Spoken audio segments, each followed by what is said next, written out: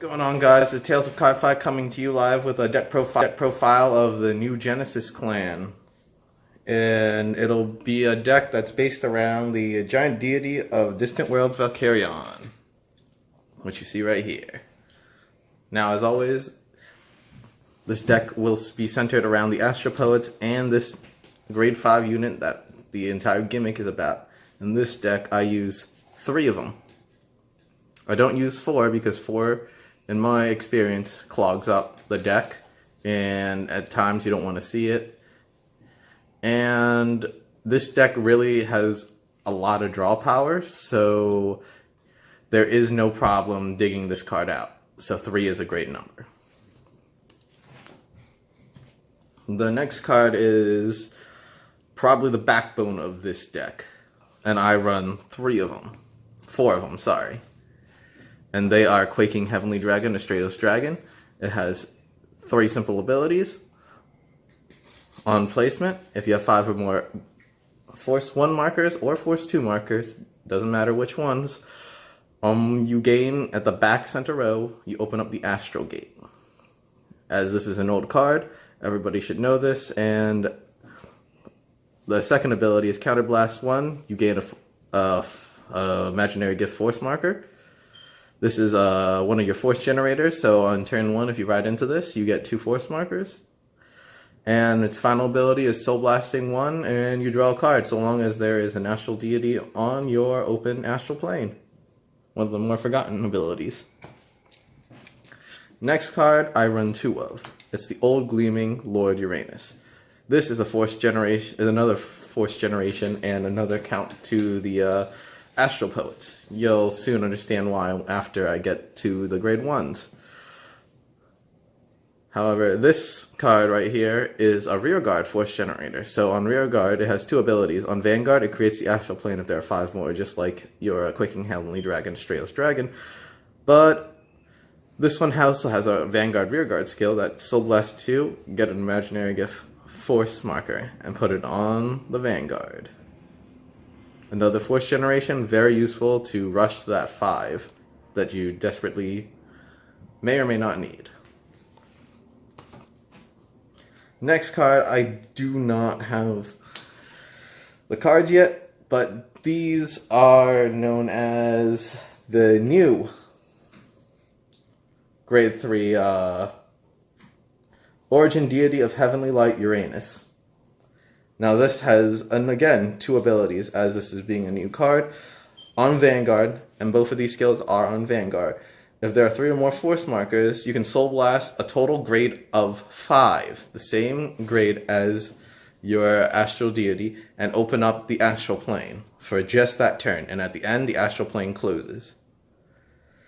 And the other skill is an auto, once per turn. If your grade 5 Astral Deity attacks, you may rest 2 Astral Poets and restand the Astral Deity that just attacked, and it gets drive -5 until end of turn. This basically combos with your grade 5 and helps it to attack multiple times, as well as it also, because this deck only runs 3 grade 5s, and at the end of the turn, the grade 5 goes to the bottom of the deck. This is a good Vanguard to have because this Vanguard also can have a booster behind it, since the Astral Plane cannot contain any normal units on it. And the final card I put in there is a tech card, a new card from the set known as grade 3 lineup is Brawl Antler Dragon.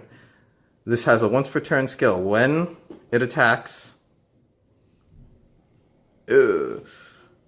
focus. Alright, this has a once per turn skill. When it attacks, if your opponent's Vanguard is grade 3 or greater, Soul Blast 3, and until the end of battle, this unit gets the power and crit of Vanguard had gotten from trigger effects this turn. This combos into your grade 5 turn, and we all know that the grade 5 ability is an auto 1 place. Check top 5 cards of your deck, send 1 of them to the drop zone, and for every grade, you get a drive check. And if you use that in, let's say you find another grade 5, you get Penadrive, And in addition to your twin drive, you can apply that all to your Vanguard, and this comes in swinging with crits and power. The grade 2. Our first lineup are the new cards, Phenomenus of Constellation. Now these are, this is the new Phenomenus card from the set that reads off, that has the simple ability, Vanguard Rearguard ability. When this unit attacks, and only when it attacks, this unit gets 5k power for each force marker on the field, no matter where it is. Which means, because this deck generates a lot of force markers, this card is a brutal beat stick even on a force 2 circle. It also has a Rearguard act ability. Once per turn, if you have 3 or more force markers, cost counterblast 1, draw a card. This is also one of your main draw engines. That's why I said that this deck draws a lot. Grade 3 draws, this grade 2 draws, and eventually once I get to the grade 1, you'll see that it's easier to search out everything. The next card in the lineup are basically your main ride target. They are 4 Battle Maiden Mitsuki. Yeah, we'll go with one of them. It has one simple ability. On Vanguard Circle, one place, Counterblast, Soul Blast, draw a card, and gain an imaginary gift force marker and put it on your Vanguard. Force Generator, grade 2, you get a free force marker. Easy great ride target. If you have to G-assist, that's okay. Because if you see this, you get a free force marker, fixes your G-assist because you also get to draw a card. And last but not least is my tech card of this deck. Heavenly Wind Sorcerer, Burn It. Now this has 2 Rearguard abilities. If your Astral Plane has a unit, this gets plus 5k. And on act, Stabilize 3, choose one of your Astral Deities, and until the end of turn, that the Astral Deity would attack. It attacks the opponent's entire front row. This is basically my one tech card to get rid of all Excel clans that like to swarm you, and you don't know what to do about it except just attack them, and then they have to waste their hand again. Basically gives you a pseudo Exculpate for the front row, or in this case, I think the more suitable one would be Overlord, I think. Yeah. Alright, and that ends the grade 2 lineup. Yes, we only run 9 grade 2s. For this deck, I kind of swapped the amount of normal grade 3 and grade 2s around, because this deck is heavily reliant on grade 3s. Our grade 1 lineup, we have 11 grade 1s in this deck. Starting off strong, we have the most important card of this deck, I would arguably say, is the grade 1 Daikei of the Just Pass. This is probably the one card you want to see every single game. Daikei of the Just Path has a Vanguard Rearguard ability. On placement, put a card from your hand into the soul, look at the top 7 cards of your deck, and reveal up to 2 Astral Poet cards from among them and put them into your hand and shuffle your deck. If you reveal 2 cards, you get an imaginary gift force marker and place it on your Vanguard. This is grade 1 force marker setup. This is why we play so many Astral Poets in the deck, the grade 3s. Astral Poets are currently only grade 3s. That's why we play about 12 grade 3s.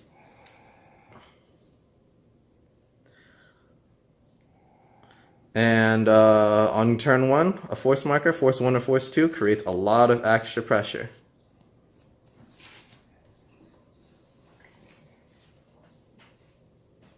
Our next card, I play 2 of.